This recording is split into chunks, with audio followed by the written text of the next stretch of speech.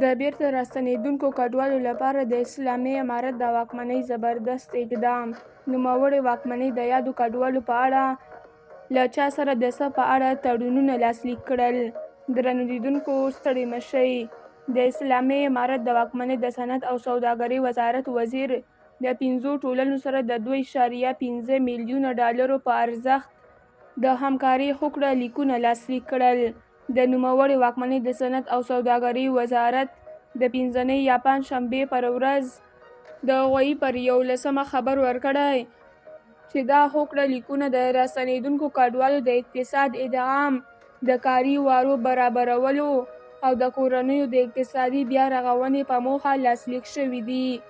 د دغه وزارت د معلوماتو له مخې یادې ټولنې به په کندهار، هلمند، میدان وردګ، کندوز، جوزجان، لوګر، ننګرهار او کابل ولایتونو کې تخنیکي او حرفوي روزنې، د کوچنیو کاروبارونو ملاتړ، نغدې مرستې، د سپما ګروپونو جوړول، سوداګریزې مشورې او بازارموندنې اسانتیاوې برابرې کړي. دغه وزارت ډېروي چې له دغو پروژو به شاوخوا 20,500 کسان مستقیمه ګټه پورته کړي.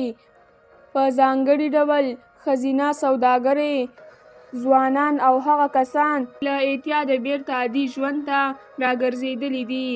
دا هوکړه لیکونه په داسې مهال کې لاسلیک کېږي چې هره ورځ له پاکستان او ایران څخه په سلګونه افغان کډوال په جبري یا داوطلبانه ډول ایستل کېږي او هېواد ته په بیرته راستنېدو سره له ډېرو اقتصادي، ټولنیزو او امنیتي ستونزو سره مخ دي. د راپورونو له مخې تېره ورځ ټال 1584 کسان د تورخم له لارې افغانستان ته ستانه شوي دي. تازه د کډوالو لپاره د ملګرو ملتونو عالي کمیشنرۍ خبر ورکړی د افغانستان ته راستنېدونکي زرګونه افغان کډوال په هېواد کې له نامعلوم راتلونکي سره مخ دي. درنو لیدونکو له ملتیا مو مننه.